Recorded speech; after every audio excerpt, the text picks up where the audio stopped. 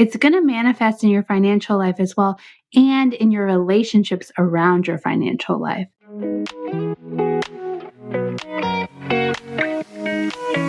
Hello and welcome to Feeling Money, where we explore where money meets real life. I'm your host, Rachel Kinney. I'm a financial therapist who is curious about the meaning and power that money has in our individual stories, in our relationships, and in our wider communities. Let's get to it. Hello, and welcome to Feeling Money. I'm your host, Rachel Kinney. Today, we have a special episode because we're doing a deep dive. I got a question about how does ADHD and financial awareness or financial issues, how do they interact? And I thought that was a really great question, so I'm going to dedicate this whole episode to it. ADHD stands for Attention Deficit Hyperactivity Disorder. Some people call it ADD, but ADHD is the correct name for it. There are three main types of ADHD. We have predominantly hyperactive-impulsive. That's probably what you think of when you think of ADHD.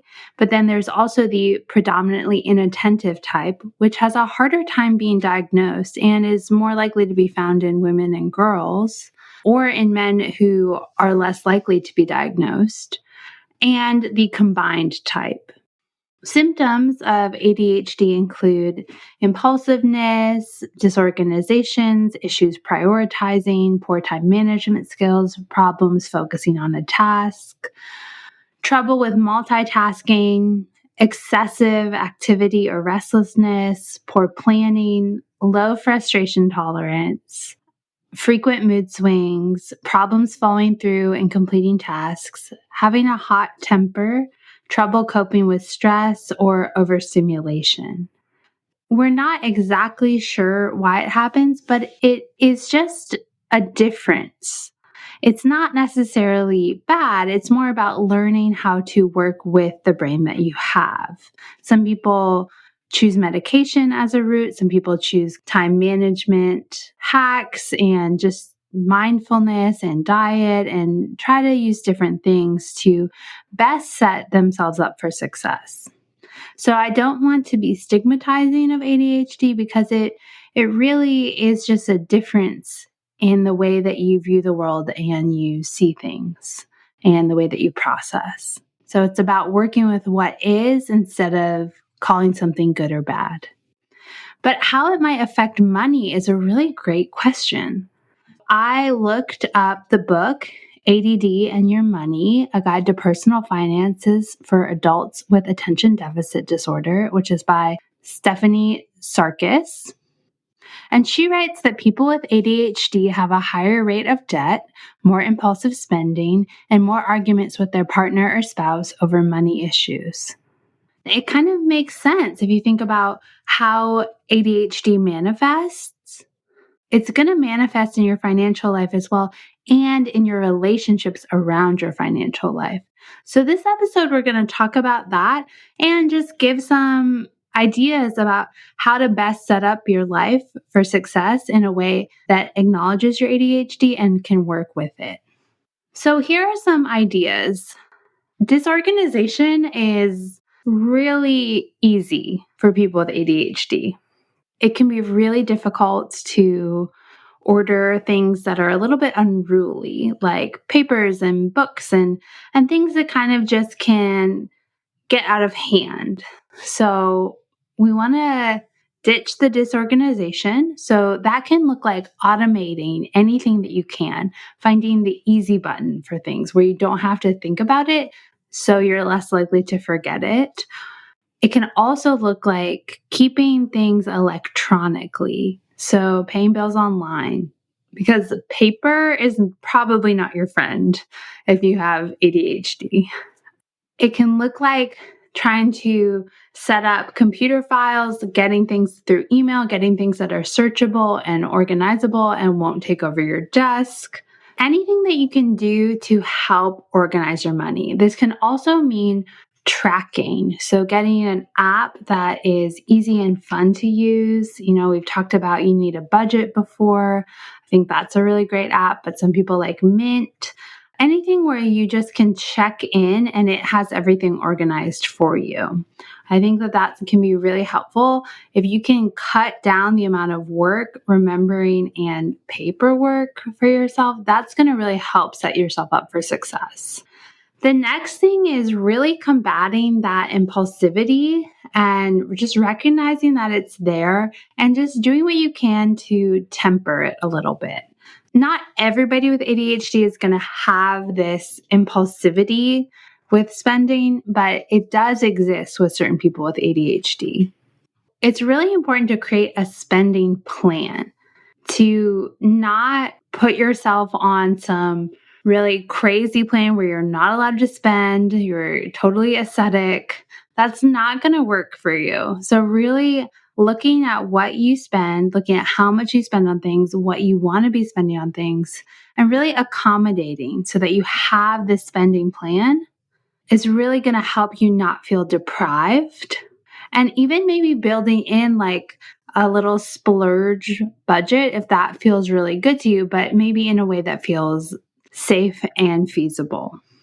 Because if you're severely restricting your spending, what's going to happen, it's going to be like any type of like binge restrict cycle, you are going to spend it. One day you're just going to say, F this, and you will spend money on what you've been looking at. So building in that kind of like splurge or savings, like saving up for this splurge purchase is going to be really important for you. Sarkis actually recommends something called rational spending. So that's taking one step at a time. So that means like leaving things in your cart. If you're shopping online, really leaving things in your cart and being like, if in 24 hours I'm still here, yes. But really taking the ability for you just to hit that buy now button on Amazon Prime away from yourself is going to be really important, because that is just going to come back to bite you, that impulsivity. So really even asking yourself kind of that Con-Marie question of like, does this spark joy? Really leaning into, okay, this is a big thing to make a purchase. And really setting yourself through this filter of questions about like, do I really need this? Do I want this? Is this going to spark joy? And then even just sitting on it. If you do struggle with impulsive shopping, it is really important to notice when that happens. Like, is it about stress relief? Is it about boredom? So really being curious about where this want for impulsivity comes from. Like, what are you trying to escape or get? And seeing if there's another way to get that in your life. Sarkis also recommends that if kind of regular stores, like if it's not the online shopping cart is not kind of the trap for you, if the grocery store or, oh my gosh, Target, I know some of you cannot go in Target without spending like $100. If that is your trap, then it's really important to make a shopping list and stick to it, or even doing now, especially during COVID, order and pick up. Because if you're going to go in there and like just kind of grab whatever you see, just setting yourself up for success by limiting your ability to do that. Unless that is what you know that you're doing and you've like budgeted for it. So one thing that I tell all my clients with ADD or ADHD, and we're going to go with ADHD here, is anything you can simplify, simplify. Because the ADHD brain loves distraction and it like really loves to pay attention to everything that's happening. So it's not that it's not paying attention to one thing. It's really just like kind of like on sensory overload often. So if there's a lot going on, the mind of a person with ADHD is just going to be like lit up and possibly overstimulated. So anything you can simplify and anything you can give structure, simplify and give it structure. And this is so true for finances. So instead of leaning into like the most complex spreadsheet or like sub budgets on like your app, just keeping it super simple can be really helpful. So this can look like creating a ritual of like every day or every week at the same time, checking your budget app, checking your tracking app. It can look like every single time your paycheck gets deposited in your account, if that's like the 15th, if that's twice monthly, putting 10% of it into savings, whatever you do, just having these rituals, anything you can do to simplify it. So you're not trying to make the most complex system of like 1.5% goes to this and 3.7% goes to this. Really, even maybe trying to simplify your budget of like thinking about things on the 30, 20, 50 budget, which is like 50% for living expenses, 20% for savings, 30% for discretionary spending. That doesn't work for everybody, but anything that you can do that's really simple is going to be good, because the more that you get bogged down in these very detailed ideas or plans, probably it's not going to be sustainable. So just simplifying it and making it as like rational, as simple as possible, just easy. Any place where you can press the easy button is going to be so important for folks with ADHD. The next thing is really just focusing on long-term planning. So if that can be about retirement, it can be about college savings plans for kids, just having money directly transferred to your paycheck, maybe for savings or a house fund or like a new roof fund, whatever it is you're saving for a vacation. Having that automatically transferred into another savings account that you can't touch is going to be excellent advice for you all.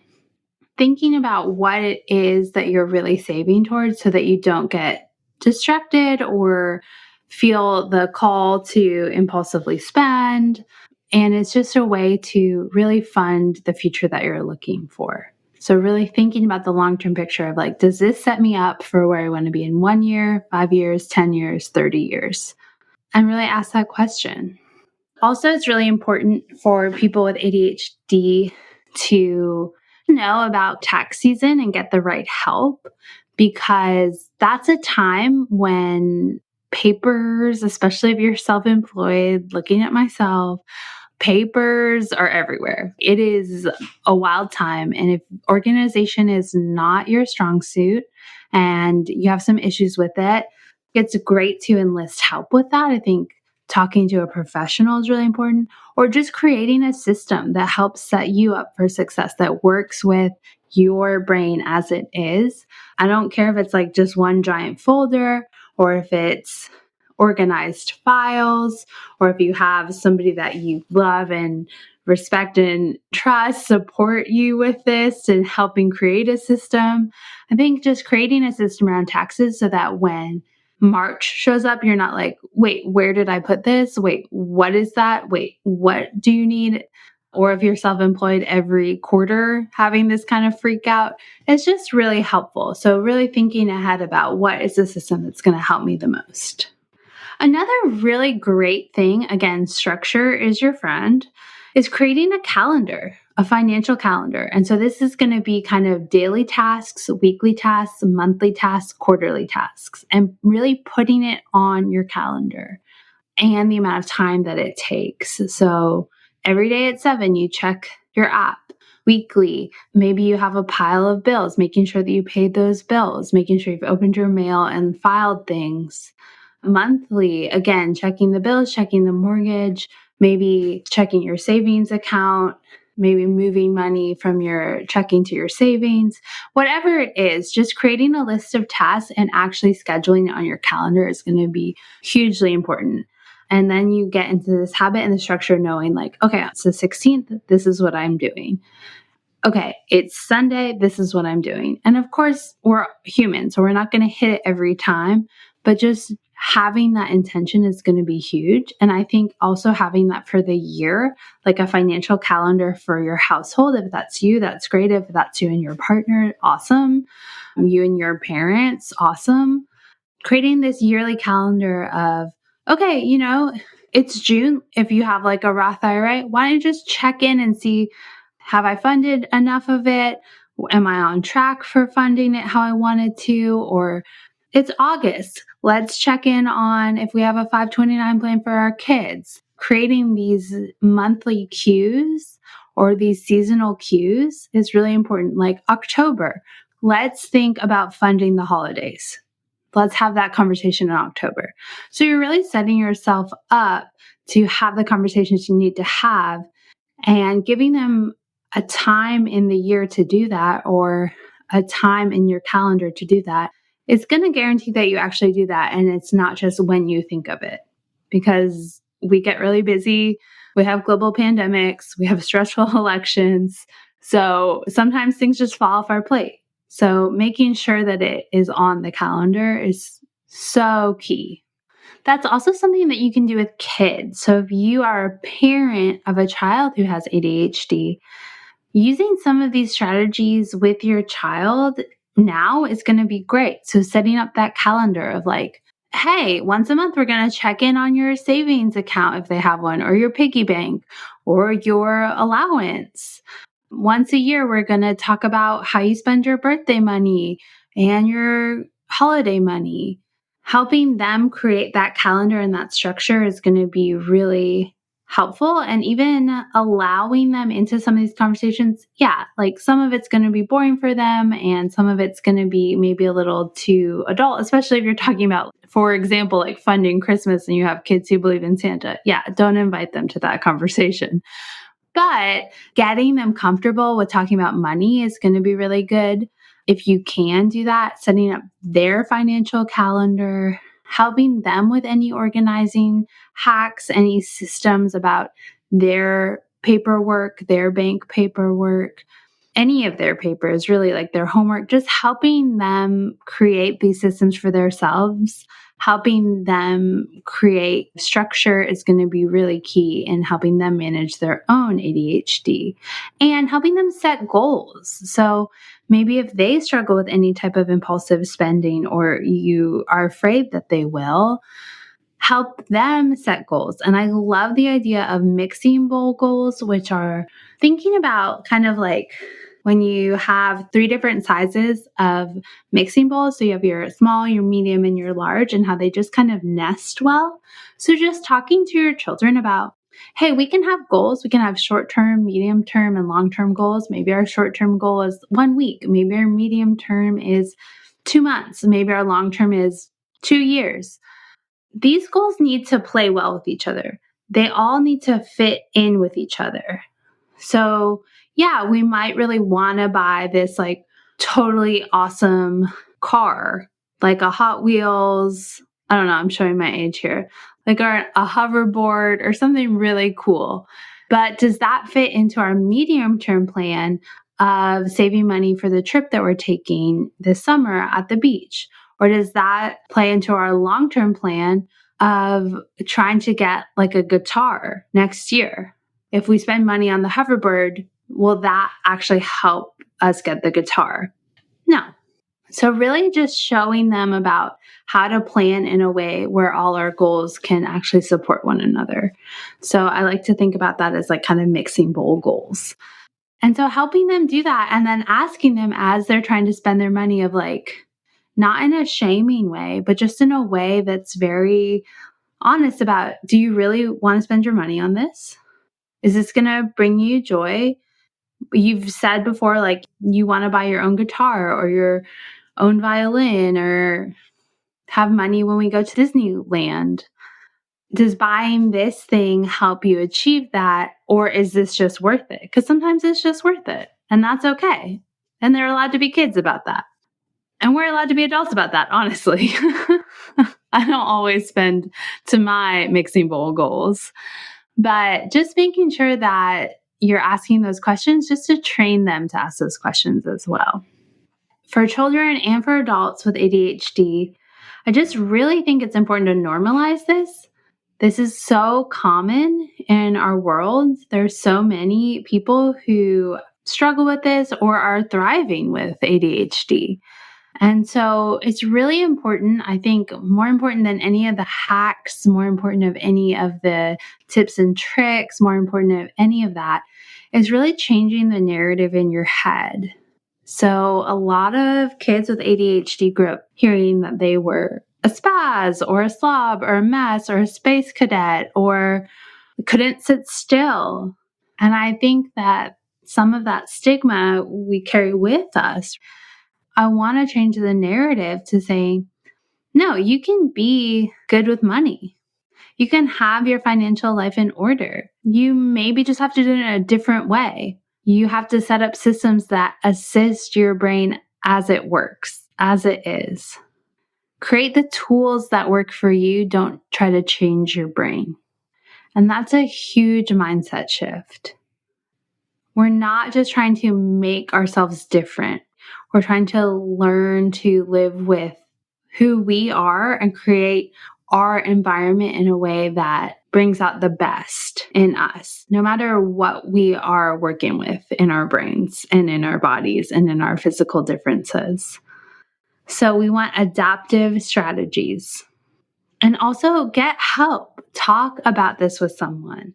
Get help organizing if you need it, especially if you need help creating a good system. Get emotional support around any of the stuff that comes up around this, because there's a lot of fear and stigma around this of, oh, I know that I can't do this, or I was told that I would never be able to do this, or I just don't believe that I can. And some of that language to ourselves really needs emotional support and emotional deconstruction. So if that's a therapist, if that's a friend, if that's a financial planner, if that's somebody who's just like an organization maven, they exist, right? Whoever it is, finding help, there's no shame in that. We all need that. And we can't really do this alone. So really finding people and resources out there is going to be very important. And really crucial of just in self-understanding, self-knowledge, self-awareness, and self-improvement. So I hope that this was really helpful. I love talking about this. Our financial lives and our mental health lives really do overlap in really interesting ways.